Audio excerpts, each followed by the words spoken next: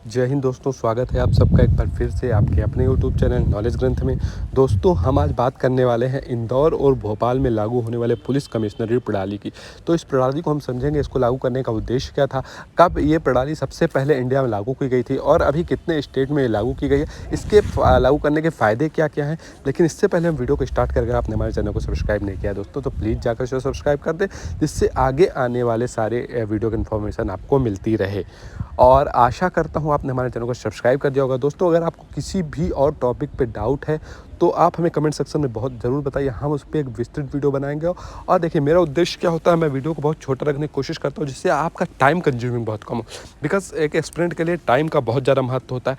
तो अगर आप नॉर्मली बस एक बार यूट्यूब खोले और मेरे चैनल्स की वीडियो आ जाए, उसको जस्ट आप एक देख लीजिए, आपका एक करंट अफेयर्स भी जो एमपी से रिलेटेड, अगर आप एमपीपीएससी या एमपी के किसी एग्जाम की प्रिपरेशन कर रहे हैं तो हो जाएगा। तो आशा करता हूँ आपने हमारे चैनल को सब्सक्राइब किया होगा। तो चलिए शुरू करते हैं। अगर हम बात करें चर्चा में क्यों है, तो जैसा कि चर्चा में है कि मध्य प्रदेश के भोपाल और इंदौर में पुलिस कमिश्नरी प्रणाली लागू की गई है और यह निर्णय भोपाल और इंदौर की बढ़ती आबादी के कारण लिया गया।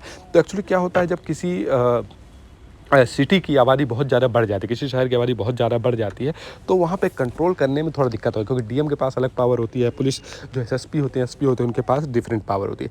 तो इस कमिश्नरी प्रणाली में क्या किया जाता है, एक ही इंसान के पास दोनों पावर दे दी जाती है। मतलब वो लॉ एंड ऑर्डर भी देखता है, इसके अलावा लाइसेंसिंग और जितने भी ऑर्डर डीएम पास करते हैं नॉर्मली, वो ऑर्डर इनके पास दे दिए जाते हैं। तो इसके बारे में अगर विस्तार से हम बात करें तो पुलिस और कानून की सारी शक्तियाँ पुलिस कमिश्नर के पास, मतलब जैसे कि मैंने लॉ एंड ऑर्डर की इतनी शक्तियाँ। और इस सिस्टम के अंतर्गत क्या होता है, पुलिस कमिश्नर को एक जिला मजिस्ट्रेट की शक्तियाँ भी प्राप्त हो जाती है। मतलब जिस स्टेट के पास जो उनको लाइसेंस प्रोवाइड करते हैं या लोग जो कब्जा कर लेते हैं किसी ज़मीन पे, ठीक है, तो उसको हटाने का जो पावर होता है वो सब इनको दे दिया जाता है। और पुलिस कमिश्नर जिला मजिस्ट्रेट के समान ही कर्तव्यों का पालन करता है। मतलब दो काम वो करते हैं, एक तो आपका काम करते हैं कि जो लॉ एंड ऑर्डर वाला है, एक जिला मजिस्ट्रेट के जो काम होते हैं वो करते हैं। इसमें विनियमन, नियंत्रण और लाइसेंसिंग से संबंधित शक्तियाँ है। विनियमन, नियंत्रण, लाइसेंस, मतलब किसी चीज़ को लाइसेंस को, नियंत्रण को कंट्रोल कर, जैसे मैंने आपको भीड़ को कंट्रोल करने सब करना, जो डीएम के ऑर्डर के बिना नहीं होते हैं वो अब डायरेक्ट कमिश्नर के ऑर्डर से होने लगेंगे। इसके अलावा लाइसेंसिंग होता है आपका, जैसे कि आपका लिकर का, शराब का जो ठेका होता है, उसके अलावा और भी आर्म्स के जो लाइसेंसिंग होते हैं, वो जो डीएम के पास पावर होती है वो अब पुलिस कमिश्नर के द्वारा दिए जाते हैं। तो इससे फ़ायदा ये होता है कि कमिश्नर डायरेक्ट स्टेट को रिस्पॉन्ड करता है या स्टेट को के प्लस रिस्पॉन्सिबल होता है। मतलब अब पहले क्या होता था कि स्टेट फ़ोन करती थी, स्टेट के जो ऑफिसर्स होते हैं फ़ोन करते डीएम को, डीएम फ़ोन करते थे एसएसपी एसपी को। लेकिन इसमें क्या है, स्टेट डायरेक्ट कांटेक्ट करेगा कमिश्नर को, कमिश्नर उस पर एक्शन लेंगे। तो पुलिस का इसमें क्या होता है, पुलिस का अगर इस प्रणाली को पूरा हम समझें तो पुलिस आयुक्त को अपने कार्य सेवा के क्षेत्र के अंदर लाइसेंस, जैसे शस्त्र लाइसेंस, होटल या बार लाइसेंस जारी करने की शक्तियाँ प्राप्त हो जाती है, जो नॉर्मली डीएम के पास पहले हुआ करती थी। और ये शक्तियाँ पुलिस कमिश्नर के अधीन किसी भी अधिकारी के लिए हैं जो असिस्टेंट कमिश्नर ऑफ पुलिस के पद से नीचे का नहीं है। मतलब एसीपी तक को पुलिस कमिश्नर यह ऑर्डर दे सकता है कि आप ये चीज़ करिए। तो पुलिस कमिश्नर सिस्टम ऐसा हो जाता है। और इस सिस्टम के तहत कमिश्नर डीएम को रिपोर्ट नहीं करता है। उदाहरण के लिए मुंबई और दिल्ली में सीधे सरकार को रिपोर्ट करते हैं। जैसे कि मैं आपको बता दिया कि इसमें क्या होता है, डायरेक्ट आप सरकार को रिपोर्ट कीजिए, इसमें आपको डीएम को रिपोर्ट करने की जरूरत नहीं। नॉर्मली एसएसपी एसपी का और डीएम के केस में क्या होता है, जहाँ ड्यूअल सिस्टम होता है वहाँ क्या होता है कि एसएसपी का पावर अलग होता है, डीएम का पावर अलग होता है, और डीएम को थोड़ा एसएसपी के ऊपर माना जाता है, बिकॉज डीएम के पावर के बिना एसएसपी ज़्यादा कुछ कर नहीं सकते हैं। ठीक है, तो इस सिस्टम में डायरेक्ट रिस्पॉन्सिबल हो जाते हैं। और ये पावर देने के बाद क्या होता है कि कंट्रोलेबिलिटी बढ़ जाती है। ठीक है, मतलब कमिश्नर एक ही इंसान के पास पावर है, वो तुरंत इंस्टेंट एक्शन लेगा। जो टाइम कंज्यूमिंग होता था डीएम से पूछने का, वो नहीं हो पाता है। ठीक है, तो इसका ये फ़ायदा हो जाता है। तो इंदौर और भोपाल ऐसे दो शहर हैं मध्य प्रदेश में। ठीक है, और संविधान की 7वीं अनुसूची के तहत पुलिस राज्य सूची का विषय है। ये व्यवस्था कौन लागू करता है, इसके बारे में हम थोड़ा अगर जानें तो संविधान की अगर 7वीं अनुसूची आपने पढ़ी अगर पॉलिटी में, तो उसमें आपको यूनियन लिस्ट होती है, स्टेट लिस्ट होती है और कंकरेंट लिस्ट होती है। तो उसके अंतर्गत ये स्टेट लिस्ट में आता है लॉ एंड ऑर्डर जो होता है।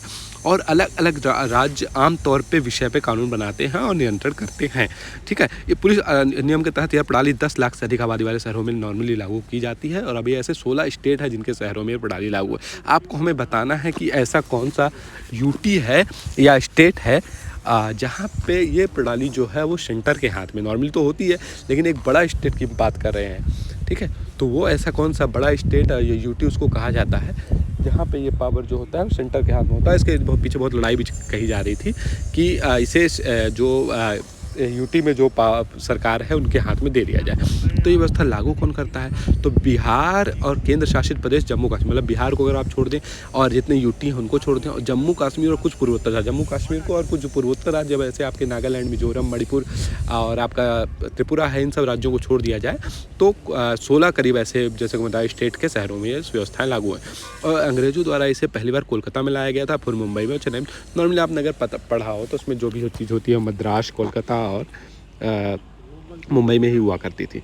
इस प्रणाली के अंतर्गत जिला स्तर पर पुलिस जिला मजिस्ट्रेट के प्रति जवाबदेह बनाने के लिए लाया गया है, और जबकि पुलिस कमिश्नर सिस्टम के तहत पुलिस और मजिस्ट्रेट दोनों की शक्तियाँ कमिश्नर के पास केंद्रित होती हैं, जो सीधे राज्य सरकार और राज्य पुलिस प्रमुख के प्रति जवाब, मतलब जो डीजी होते हैं उनसे डायरेक्ट रिपोर्ट करते हैं, जो कमिश्नर होते हैं, ठीक है। वो डीएम के ऑर्डर के बिना करते हैं, मतलब डीएम की शक्तियाँ इनके पास कुछ दे दी जाती हैं। और क्या होता है एक्चुअली कि जिला स्तर पे जो जिला मजिस्ट्रेट होते हैं वो ज़्यादा मतलब इसके लिए वो नहीं होते, मतलब डीएम का पावर अलग हो जाता है और कमिश्नर का पावर को अलग हो जाता है। तो ड्यूअल कमांड सिस्टम, इसमें क्या होता है कि डीएम जो पावर, ड्यूअल कमांड सिस्टम में डीएम जो पावर देता था वही आपको एसएसपी एसपी कर सकते थे, और इसमें क्या होता है डीएम ज़्यादा रिस्पॉन्सिबल होता था किसी चीज़ के लिए, और उसके अंडर में एसएसपी एसपी काम किया करते थे। ये होता था जो अभी तक मतलब एग्जिस्ट था, मतलब अभी जो होता था, लेकिन इसको हटा के और मतलब और अगर शहर देखें तो आपका यही ड्यूअल सिस्टम चलता है। बट इंदौर और भोपाल में ये सिस्टम अब नहीं चलेगा, यहाँ वहाँ पे कमिश्नर बैठाए जाएंगे। तो आशा करता हूँ वीडियो आपको पसंद आया होगा। Thank you so much, God bless you, और कमेंट सेक्शन में जरूर बताएं वीडियो कैसा लगा।